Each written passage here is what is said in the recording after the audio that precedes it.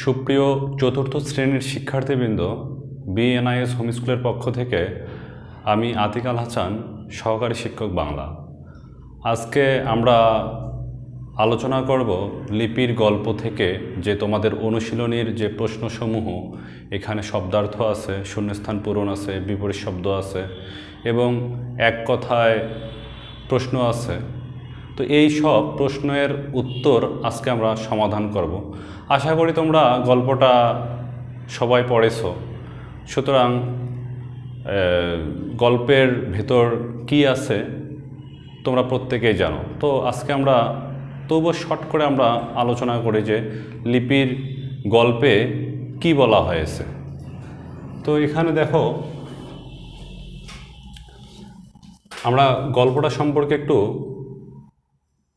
দু এক কথায় বলি যে লিপির গল্পটি একটি কথোপকথন ধর্মী রচনা, যেখানে আমরা বুঝতে পারি যে ছাত্র ছাত্রী এবং শিক্ষকের ভেতর একটা কথোপকথন হয়, যেটা গল্পচ্ছলে আর কি। শিক্ষক ছাত্রছাত্রীদের বলে আমি একটা গল্প বলবো, সেটা লিপির গল্প। লিপি বলতে এখানে বোঝানো হচ্ছে যে লিখন পদ্ধতি বা অক্ষর। আজকে যে আমরা এই অক্ষরগুলাই, এই যে এগুলো এটা একটা বাক্য, ঠিক আছে, আর এটা একটা শব্দ, এই শব্দের ভেতর পদ আছে। তো দেখা যাচ্ছে যে এই শব্দ কিংবা বাক্য বা এই বর্ণগুলো এগুলো এক সময় ছিল না। তো এই যে এগুলো কিভাবে সৃষ্টি হইল সেটারই একটা ইতিহাসমূলক একটা গল্প, কিছুটা বানিয়ে কিছুটা সত্য, এই সব রূপ নিয়ে আর কি আমাদের এই গল্পটা তৈরি করা হয়েছে। তো লিপির গল্পটি একটি কথোপকথন ধর্মী রচনা।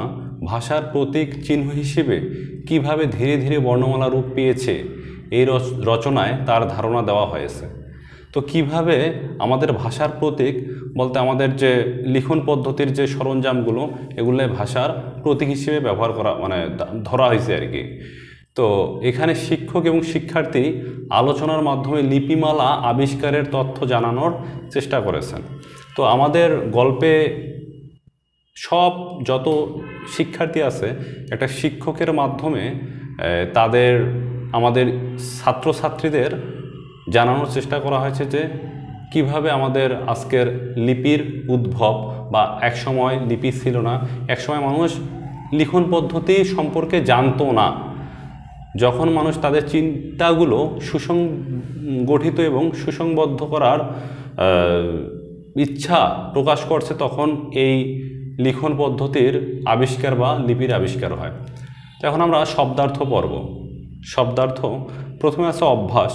তো এখানে দেখো, অভ্যাস মানে কিন্তু স্বভাব, ঠিক আছে, অভ্যাস মানে স্বভাব। তারপরে দেখো স্বাক্ষর। স্বাক্ষর বলতে যার অক্ষর জ্ঞান আছে, যে লিখতে এবং পড়তে পারে, তাকেই স্বাক্ষর বলা হয়। তো এই স্বাক্ষর মানে যার অক্ষর জ্ঞান আছে। বন্ধন মানে বাধা, ঠিক আছে, বন্ধন মানে বাধা। বাধা বলতে কোন বাধা? মানে প্রতিবন্ধকতা না, এই বন্ধন বলতে কোনো কিছু বেঁধে রাখা, বাঁধন। বঙ্গলিপি মানে বাংলা ভাষার বর্ণ। বঙ্গলিপি মানে বাংলা ভাষার অক্ষর।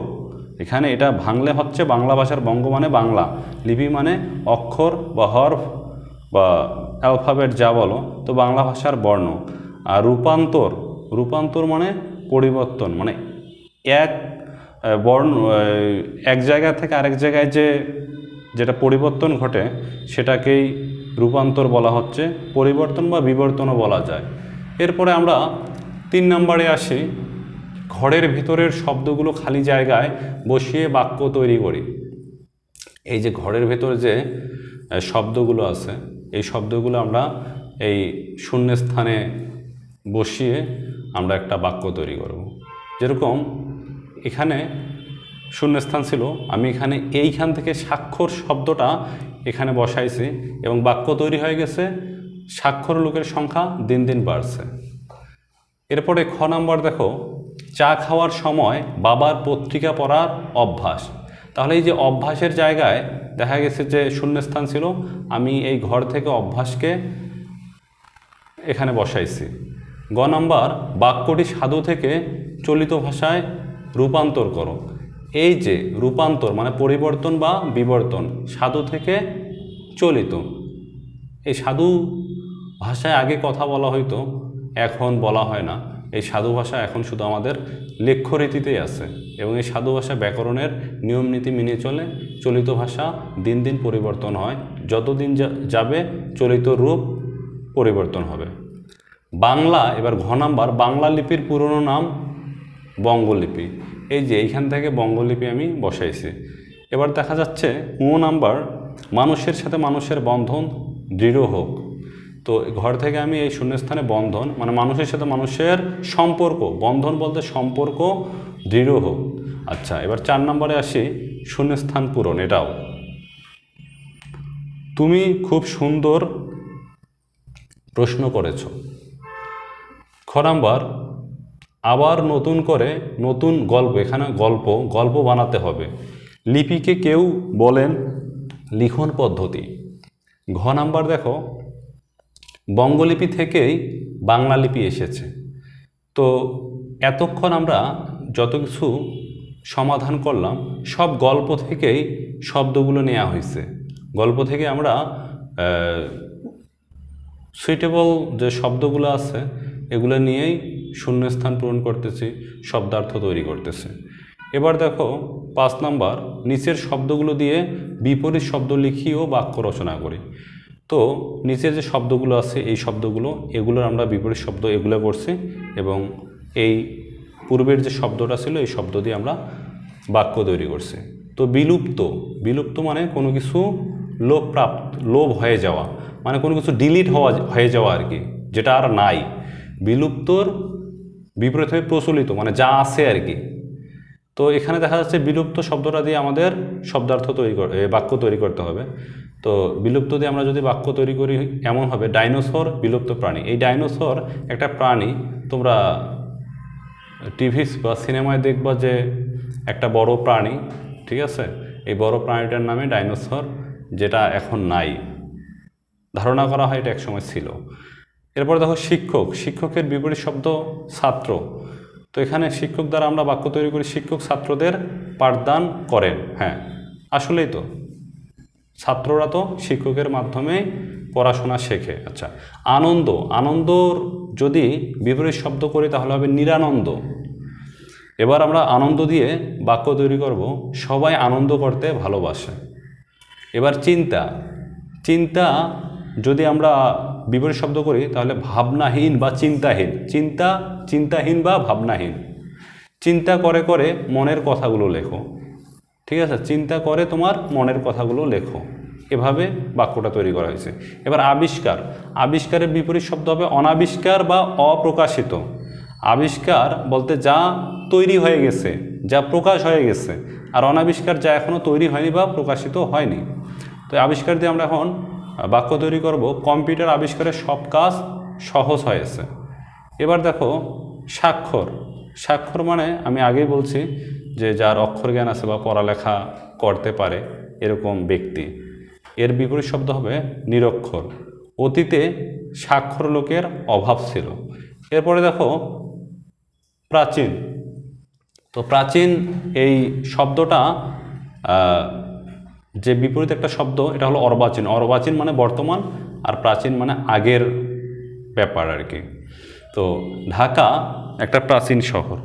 এরপর আমরা যাব 6 নম্বর প্রশ্নে। 6 নম্বরে দেখা যাচ্ছে যে মুখে মুখে উত্তর বলি ও লিখি। এটা আমাদের এক কথা বা 2 কথায় যেগুলো আর কি উত্তর, তার কথা বলা হয়েছে। তো এখানে ক নাম্বার, লিপি বলতে কি বুঝি। এখানে এক কথায় বলা যায়, তো আমি একটু বোর্ড করছি, তো যা হোক তোমাদের সুবিধা মতো তোমরা এখান থেকে লিখবা। লিপি মানে হলো লিখন পদ্ধতি, অক্ষর বা হরফ। লিপির সাহায্যে আমরা মনের ভাব প্রকাশ করি এবং সংরক্ষণ করি, ঠিক আছে। এটাই হলো লিপি বলতে আমরা বুঝি সহজ কথায়, লিপি মানে হলো লিখন পদ্ধতি, অক্ষর বা হরফ। এক কথায় হয়ে যাবে, এটা দিলেও হবে, আবার এটুকু যুক্ত করলেও হবে। এরপর খ নাম্বার, লিপি তৈরির চিন্তা এলো কিভাবে? সুন্দর একটা প্রশ্ন যে লিপি তৈরি কিভাবে, এই লিপি তৈরির চিন্তা মানুষের মাথায় আসলো। তো উত্তর, যখন মানুষ লিখতে পড়তে জানতো না, শুধু কথা বলতে পারত, তখন তারা বাচ্চাদের বিভিন্ন গল্প বলতো আর কি। আমরা বইয়ে পাইছি যে গল্প বলে ঘুম পাড়াতো, আমি এখানে শর্টকাটে লিখছি আর কি, যে গল্প বলে ঘুম পাড়াতো। তো এক সময় আবার গল্পগুলো ভুলে যেত, যারা মানে গল্প কথক আর কি, যারা গল্প বলে বাচ্চাদের ঘুম পাড়াইতো, তারা পরের দিন ওই গল্পগুলো ভুলে যেত। তাই ভুলে যাওয়ার বিপদ থেকে বাঁচার জন্য লিপি তৈরির চিন্তা মাথায় এলো। তাহলে দেখা যাচ্ছে যে মানুষ একসময় কথা বলতে বিভিন্ন ধরনের গল্প তৈরি করতো, এই গল্পগুলা লিখে রাখতে পারতো না, কারণ লিখন পদ্ধতি ছিল না, সুতরাং মুখে মুখে বলতো। তো আজকে যে গল্পটা বলে বাচ্চাদের ঘুম পাড়াইতো, আগামীকাল ওই গল্পটা আর মাথায় থাকতো না। তো এই সব গল্প সংরক্ষণের জন্য মানুষ এই লিপির, ঠিক আছে, এটার অভাব বোধ করে, লিপি তৈরির একটা আবিষ্কারের অভাব বোধ করে। যা হোক, এবার গ নম্বর প্রশ্নে আসে, লিপি আবিষ্কারকদের নাম লিখি। প্রাগৈতিহাসিক মানে এটা ঐতিহাসিক কালে আর কি, ইতিহাসের কালে, যা গত হয়ে গেছে আর কি, যা বর্তমান তা তো আর ইতিহাস না, ইতিহাস অতীতের বিষয় আর কি। তা প্রাগৈতিহাসিক কালে কে কখন কিভাবে লিপি আবিষ্কার করেছিলেন তা সঠিকভাবে জানা যায় না।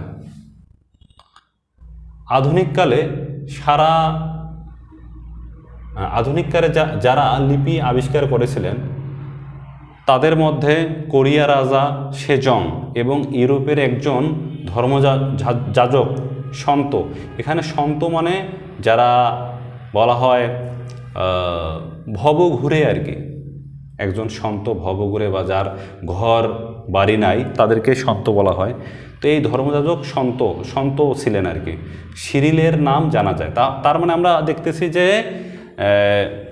যদিও খুব ভালোভাবে জানা যায়নি যে লিপির আবিষ্কার কে করেছিলেন, প্রথম কে করেছিলেন, কিন্তু পরে আমরা জানতে পারি যে ঠিক আছে আধুনিক কালের লিপি যারা আবিষ্কার করেছিলেন তাদের দুইজনকার নাম, একজন কোরিয়া রাজা তার নাম সেজং এবং একজন ইউরোপের ধর্মযাজক মানে যে গির্জার প্রধান আর কি, গির্জার প্রধানকে বলা হয় ধর্মযাজক, যে পাদ্রী, তার নাম সিরিল। এই সিরিল এবং জংয়ের কথা জানা যায়। এরপর দেখো ঘ নাম্বার, বাংলা লিপি কিভাবে এলো। তাহলে লিপি প্রথমত কিন্তু বাংলা ভাষায় আবিষ্কার হয়নি, পৃথিবীর অন্যান্য ভাষায় লিপি আবিষ্কার হয়। তো লিপি আবিষ্কারের যদি আমরা ইতিহাস পড়ি তাহলে জানা যায় যে ফিনিশীয় নামে এক জাতি ছিল। তো এইসব ফিনিশীয়রা লিপি প্রথম আবিষ্কার করে, এরকম একটা তথ্য জানা যায়। ঠিক আছে, ইতিহাস সব তো অনুমানের উপর নির্ভর করে কথা বলে, তো এখানে কতটুকু সত্যতা তা বলা যায় না। তো এখন যেহেতু অন্যান্য লিপি প্রথমে আবিষ্কার হয়েছে, কিভাবে বাংলা লিপি আবিষ্কার হলো তার আমরা উত্তর জানব। যে বাংলা লিপি কে প্রথম আবিষ্কার করেছিলেন বা বাংলা লিপি কে প্রথম প্রচলন করেছিলেন তা জানা যায় না। এই যে এটাও একটা হিস্ট্রিক্যাল প্রশ্ন, ঐতিহাসিক প্রশ্ন, যে এটাও যে কে আবিষ্কার করছে বা কে প্রচলন করে বাংলা লিপির, এই যে আমরা যে এই লিপিগুলা দ্বারা যে আজকে লিখন পদ্ধতি যে আমাদের আবিষ্কার হয়েছে, এটার যে কে প্রথম প্রচলন করেছিলেন এটা আমরা জানতে পারিনি। কিন্তু দেখা যাচ্ছে ব্রাহ্মী লিপি, এই লিপিটা থেকে আমাদের বাংলা লিপির উদ্ভব, এটা হলো বাংলা লিপির আদি মাতা বলা হয়। এই ব্রাহ্মী লিপি থেকে অশোক লিপি আসছে, দেখো এটার কিন্তু শাখা অশোক লিপি, এবং অশোক লিপি থেকে দেখা যাচ্ছে আর একটা কুটিল লিপি আসছে, এবং কুটিল লিপি থেকে আমাদের বঙ্গলিপি। তাহলে এই বাংলা লিপি এসেছে ব্রাহ্মী লিপি থেকে আরও দুইটা লিপির মাধ্যমে, দুইটা লিপি হয়ে আর কি, অশোক এবং কুটিল লিপি হয়ে বঙ্গলিপি এসেছে বলে ধারণা করা হয়। এবং এই বঙ্গলিপি থেকে আজকের বাংলা লিপি আমরা পেয়েছি। তাহলে যা বঙ্গ তাই বাংলা। তাহলে আজকে যে আমরা এই বাংলা ভাষার এগুলা লিপি, ঠিক আছে, এগুলো অক্ষর, ঠিক আছে, এই অক্ষর বা লিখন পদ্ধতি কিভাবে লিখতে হবে, পরে আরও অনেক আমাদের ব্যাকরণবিদ এগুলাকে সুসংবদ্ধ করেছে, এগুলাকে আরও সুশৃঙ্খল করেছে এবং সুন্দর এবং সামঞ্জস্যভাবে আমাদের ব্যাকরণে এটাকে ঠাঁই দিয়েছে। এত কিছু করেছে বিধায় আজকে আমরা সুন্দরভাবে কথা বলতে পারি, আমরা সুন্দরভাবে মনের ভাব প্রকাশ করতে পারি। যদি এগুলো অগোছালো থাকতো তাহলে আমাদের কথাগুলো হয়তো অগোছালো, আমাদের মনের ভাবও হয়তো অগোছালো, আমরা সুন্দরভাবে কথা বলতে পারতাম না। তো এবার দেখো যে কখন থেকে মানুষের সভ্যতার পথে নতুন যাত্রা শুরু হলো। ঠিক আছে, সভ্যতা মানে গুহাবাসী মানুষরা কখন সভ্যতার পথে হাঁটছে এটার কথা বলা হয়েছে এখানে। যে এর আগে যখন মানুষ লিখতে পারতো না, পড়তে পারতো না, কথা বলতে পারতো না, তখন তো মানুষ সভ্য ছিল না, তখন তো মানুষ ছিল গুহাবাসী। তখন তো তারা সমাজ সংস্কার, তারা সম্প্রদায়, তাদের ধর্ম, তাদের কমিউনিটি আর কি, গোত্র, এগুলা ছিল না। আস্তে আস্তে মানুষের ভেতর সম্পদের মালিকানা ঢুকছে এবং তাদের ভাবোদয় হয়েছে এবং এই ধরনের বিভিন্ন ধরনের অভাব তারা বোধ করছে, তার ভেতর একটা লিপি তৈরির অভাব। তো এখানে বলা হচ্ছে কখন থেকে মানুষের সভ্যতার পথে নতুন যাত্রা শুরু হলো। তো প্রাচীনকালে লিখন ব্যবস্থার প্রচলন ছিল না। হ্যাঁ, এটা আমরা জানি, আমরা এই গল্পে পড়ছি, লিপির গল্পতে আমরা পড়ছি যে প্রাচীনকালে লিখন ব্যবস্থা বা কীভাবে লিখতে হবে এগুলো মানুষ জানতো না। তো কালের প্রেক্ষাপটে মানে কালের পরিবর্তনে দেখা যাচ্ছে মানুষ রেখাকে বন্দি করে, রেখাকে বলতে যে কোনো একটা চিহ্ন, যে কোনো একটা দাগ, এই যে একটা এটা হলো রস্বইকার, এটা একটা দাগ, এটা একটা দাগ। আমরা যখন এটা জানি যে জেনেছি রস্বইকার, তখন আমরা এটা জানি যে এটা একটা কার চিহ্ন, এটা একটা স্বরবর্ণের কার চিহ্ন। কিন্তু যে অক্ষর জ্ঞানহীন তার কাছে এটা কি? তার কাছে এটা কিছুই না, তার কাছে এটা মাত্র একটা রেখা, এটা মাত্র একটা চিহ্ন। তো তদ্রূপ এখানে বলা হয়েছে যে কালের প্রেক্ষাপটে মানুষ রেখাকে বন্দি করে রাখতে শিখলো। বন্দি করে রাখতে শিখলো মানে এই যে অক্ষর তৈরি করলো, আমাদের এই বর্ণমালা তৈরি হলো। একে কেউ কেউ বলতো বর্ণমালা। তো যেসব রেখাকে মানুষ বন্দি করছে, এই সব বন্দিকৃত রেখাকে কেউ কেউ বলতো বর্ণমালা, আবার কেউ কেউ বলতো হরফ কিংবা আলফাবেট মানে ইংরেজিতে। এর ফলে মানুষ কথাবার্তা এই সব রেখা, বন্দিকৃত রেখা, যেগুলো অক্ষর, পরে অক্ষরের মাধ্যমে এই বর্ণের মাধ্যমে পরবর্তীতে আমরা পদ, শব্দ এবং বাক্য পাইছি এবং একাধিক বাক্যের ফলে আমরা মনের ভাষা যখন প্রকাশ করতে পারছি, তখন মানুষ কি করতে পারছে? সুসংবদ্ধভাবে কথাবার্তা বলতে পারছে, বক্তৃতা দিতে পারছে, গান বাজনা করতে পারছে, আবৃত্তি, এই বিভিন্ন জিনিসগুলো করতে পারছে। তাহলে দেখা যাচ্ছে এর ফলে মানুষ কথাবার্তা, বক্তৃতা, গান বাজনা, আবৃত্তি ধরে রাখা শুরু করলো। আর এ সময়ই মানুষের সভ্যতার পথে যাত্রা শুরু হলো। ঠিক আছে, তাহলে আমরা বুঝতে পারতেছি যে লিখন পদ্ধতি মানুষকে আরও সভ্যতার দিকে এগিয়ে নিয়ে গেছে। এখন আমরা 7 নাম্বার পড়ব যে একটা লাইন আছে, এটা বুঝিয়ে বলবো। শূন্যে মিলিয়ে যাওয়া কথাকে রেখার বন্ধনে বন্দি করার ফন্দি হলো লিপি। শূন্যে মিলিয়ে যাওয়া কথাকে, আমরা যে এই কথা বলতেছি, আমি যে কথাগুলো বলতেছি, এগুলো রেকর্ড হচ্ছে এবং তোমরা রেকর্ডের মাধ্যমে তোমরা শুনতে পাচ্ছ। এগুলো যদি বন্দি না হইতো এইভাবে, তোমরা যদি না শুনতা, তাহলে এগুলো মিলিয়ে যাইতো। আমি 2 দিন পর এই কথাগুলো বলতে পারতাম না, বা এগুলোর সাথে মিল পাওয়া যাইতো না আর কি। তো আজ থেকে প্রায় 6-7 হাজার বছর আগে লোকজন লিখতেও পড়তে জানতো না। সে সময় কোনো বর্ণ বা অক্ষর ছিল না। বড়রা গল্প মুখে বানিয়ে শিশুদের শোনাতেন আর ঘুম পাড়াতেন, কিন্তু তা পরে ভুলে যেতেন। যেহেতু লিখন পদ্ধতি ছিল না, যেহেতু লিখে রাখার কোনো রকম পদ্ধতি ছিল না, সুতরাং মুখে মুখে বানানো গল্প মানুষ বেশি দিন স্মৃতিতে ধরে রাখতে পারে না, একসময় তা ভুলে যায় আর কি। তো এই ভুলে যাওয়া থেকে রক্ষার জন্য মানুষ কথাকে রেখার মাধ্যমে বিভিন্ন নামে বন্দি করে। তাহলে এই যে রেখার নামে যে বিভিন্ন, এই যে রেখার মাধ্যমে যে বিভিন্ন নামে বন্দি করে, এই বিভিন্ন নামগুলো আমাদের বর্ণ, আমাদের শব্দ, আমাদের পদ, আমাদের বাক্য। আর রেখাকে এভাবে বন্দি করার ফন্দি হলো, রেখাকে এভাবে বন্দি করার ফন্দি হলো লিপি। তাহলে দেখা যাচ্ছে যে বিভিন্ন ধরনের চিহ্ন, এই যে ক একটা চিহ্ন, এটা যখন একে বন্দি করা হয়েছে, ক দিয়ে বন্দি করা হয়েছে, এটা একটা ব্যঞ্জন বর্ণ, এটা একটা ক দিয়ে বন্দি করা হয়েছে। সুতরাং দেখা যাচ্ছে যে আমরা খুব ভালোভাবে আলোচনা করছি আমরা আমাদের এই লিপির গল্পের অনুশীলন, যে প্রশ্নের সমাধান আমরা সুন্দরভাবে এতক্ষণ আলোচনা করলাম। তো প্রিয় শিক্ষার্থীরা, আশা করি তোমরা খুব সুন্দরভাবে বুঝছো, তোমাদের কোনো ত্রুটি থাকার কথা না, এবং এই আলোচনার মাধ্যমে তোমাদের যেটুকু ত্রুটি ছিল আশা করি সেটার সমাধান হয়ে গেছে। তো আজকে এ পর্যন্তই। আল্লাহ হাফেজ।